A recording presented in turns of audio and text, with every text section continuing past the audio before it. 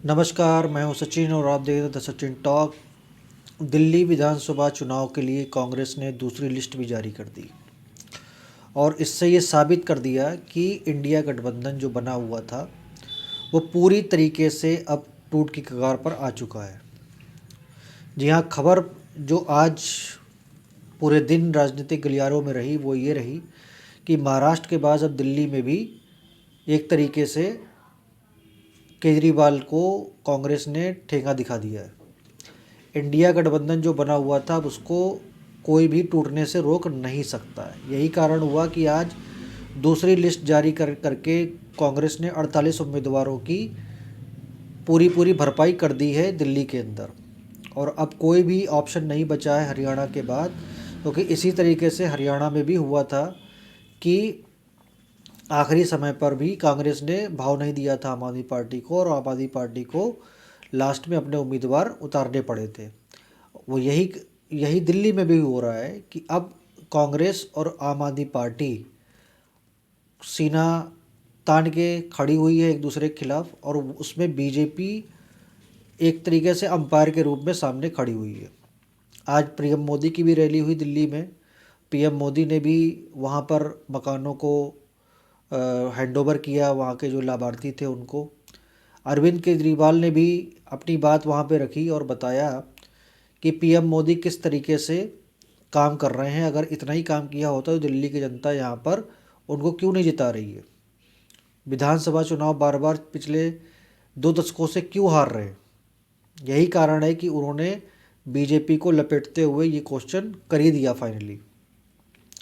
राहुल गांधी की टीम अब पूरी तरीके से मान चुकी है कि आम आदमी पार्टी के साथ काम नहीं करना है।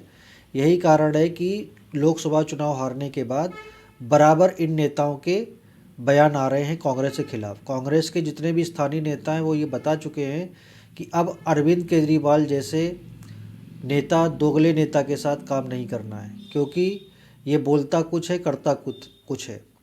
पंजाब में भी यही देखने को आ रहा है कि पंजाब में भी अकाली दल और कांग्रेस बराबर आम आदमी पार्टी पर हमलावर है। महाराष्ट्र से भी खबर ये आ रही है कि जो एनसीपी शरद पवार गुट है और उद्धव ठाकरे, वो अब फडणवीस के की तारीफ करने के बाद कहीं ना कहीं सरकार के करीब पहुंच रहे हैं। और वहाँ पर भी कांग्रेस अकेली साबित हो रही है, क्योंकि कांग्रेस ही ऐसी है जो भी सरकार की आलोचना करे, नहीं तो दोनों पार्टियाँ फडणवीस की अब तारीफ कर रही हैं। तो इंडिया गठबंधन जो बना हुआ था इतनी क्षेत्रीय दलों को बनाकर, वो अब लोकसभा चुनाव के बाद एक तरीके से पूरी तरीके से धराशायी हो चुका है। ये बीजेपी के लिए अच्छी खबर हो सकती है, लेकिन कांग्रेस के लिए 1% भी अच्छी खबर नहीं है, क्योंकि जितनी मेहनत इन्होंने इंडिया गठबंधन को बनाने के लिए की और जो रिजल्ट आए लोकसभा चुनाव में, उसने ये बता दिया कि ऐसे गठबंधन ज़्यादा दिन चलने वाले नहीं हैं। ये बेमेल गठबंधन थे, बिना किसी सर पैर के गठबंधन जो बनाए जाते हैं वो फिर चलते नहीं हैं ज़्यादा। यही कारण हुआ कि आज जब लिस्ट जारी हुई, और सबसे इंटरेस्टिंग बात क्या है इसमें कि अलका लांबा जो कांग्रेस की नेता हैं, उनको अतिशी मारलेना के खिलाफ उतारा गया है। जी हाँ, अलका लांबा को अतिशी मारलेना के खिलाफ उतारा गया है और अब वो दो दो हाथ करेगी अब मुख्यमंत्री जो हैं दिल्ली की अतिशी मारलेना, उनके खिलाफ। अब इसमें बीजेपी ने भी ये घोषणा की है, सूत्रों के अलावा हवाले से खबर आ रही है कि जो बीजेपी के प्रदेश अध्यक्ष हैं सचदेवा जी, वीरेंद्र सचदेवा, वो अब चुनाव नहीं लड़ेंगे। एक प्रदेश अध्यक्ष चुनाव नहीं लड़ेगा, स्थानीय नेताओं को चुनाव लड़वाया जाएगा विधानसभा का। तो ये भी एक अप्रिशिएटेड, मतलब एक जो फेस के रूप में अरविंद केजरीवाल हमेशा आरोप लगाते हैं कि बीजेपी के पास फेस ही नहीं है जो वो मेरे खिलाफ कोई भी कैंडिडेट को फेस देके खड़ा कर पाए। अभी कुछ दिन पहले प्रवेश वर्मा की बात चल रही थी बीजेपी गलियारों में, लेकिन प्रवेश वर्मा के जो बयान हैं वो कहीं ना कहीं उनकी उस मतलब उम्मीदवारी पर आगे आ रहे हैं। तो इसलिए प्रवेश वर्मा को प्रमोट नहीं किया गया मुख्यमंत्री पद के लिए।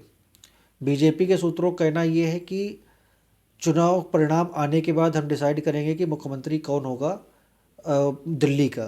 लेकिन अरविंद केजरीवाल लगातार बीजेपी पर हमलावर हैं। यहाँ तक कि जो नेता हैं कांग्रेस इसके आम आदमी पार्टी के, वो कांग्रेस को भी अड़े हाथों ले रहे हैं। बार बार ये आरोप लगा रहे हैं कि कांग्रेस इस समय बीजेपी की बी टीम बनी हुई है। लेकिन ये जग जाहिर है कि बी टीम राज्यसभा और लोकसभा में साफ दिखाई देता है। और अभी पिछले महीने ही आपने देखा किस तरीके से राज्यसभा और लोकसभा को चलने नहीं दिया गया, किस तरीके से इन इंडी गठबंधन के नेताओं ने लोकसभा और राज्यसभा को चलने नहीं दिया गया, कितना देश का उन्होंने मतलब एक तरीके से समय बर्बाद किया कि कितना करोड़ों रुपए खर्च होता है लोकसभा और राज्यसभा की जब कार्रवाई स्टार्ट होती है। इन नेताओं ने सिर्फ एक हटवाजता के चक्कर में लोकसभा और राज्यसभा नहीं चलने दिया। और जब राज्यों में ये आते हैं चुनाव लड़ने तो एक दूसरे के टांग खींचते हैं, एक दूसरे के कुर्ते फाड़ते हैं। यही कारण है कि दिल्ली का जो चुनाव होने जा रहा है इसमें साफ दिख रहा है कि इन लोगों की इंटेंसिटी क्या है, इन लोगों की इंटेंशन क्या है। साफ साफ दिख रहा है कि अरविंद केजरीवाल इस समय पूरे देश में अकेले पड़ चुके हैं। कारण उसका एक ही है कि कांग्रेस अब 1% भी बर्दाश्त करने के मूड में नहीं है। कांग्रेस के नेताओं ने लोकसभा चुनाव से पहले सोचा कि अगर अरविंद केजरीवाल को साथ में लाते तो हो सकता है कुछ फ़ायदा हो सके, और जब कभी अगर लोकसभा चुनाव के बाद हमें सीटों की ज़रूरत पड़ती तो अगर हम पहले से गठबंधन करे रहेंगे तो हो सकता है कि हम सरकार बना ले जाए। लेकिन जैसे ही रिजल्ट आया और चीज़ें हाथ से फिसल गई, उससे ये कांग्रेस के नेताओं ने समझ लिया कि अब अरविंद केजरीवाल को 1% भी टॉलरेट नहीं करना है और अब इनके खिलाफ हमलावर होना है। यही कारण है कि कांग्रेस के नेता जो जो कांग्रेस के नेता हैं दिल्ली में, वो बीजेपी से ज़्यादा आक्रामक हैं अरविंद केजरीवाल के खिलाफ। क्योंकि जो भी कांग्रेस का वोट बैंक था वो चुराने वाले कौन है? अरविंद केजरीवाल। कांग्रेस को ख़त्म करने वाला कौन है? पंजाब और दिल्ली में अरविंद केजरीवाल, बीजेपी नहीं है। बीजेपी का अपना 30% वोट इंटैक्ट है और वो कहीं नहीं जा रहा।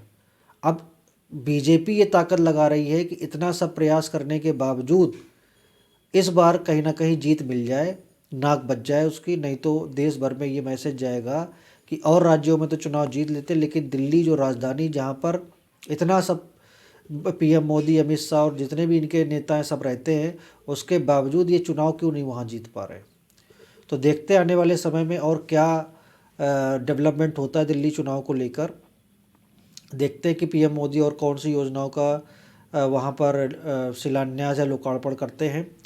हो सकता है कि आने वाले समय में चुनाव आचार संहिता भी सोमवार या मंगलवार तक लग जाए, ऐसा कई विशेषज्ञ बोल रहे थे। आज मैं सुन रहा था उनको कि जिस तरीके से आज प्रोग्राम हुए हैं पीएम मोदी के, उससे ये लग रहा है कि नेक्स्ट वीक तक कहीं ना कहीं आचार संहिता दिल्ली में लग सकती है। आने वाले समय में देखते हैं क्या होता है दिल्ली चुनाव को लेकर।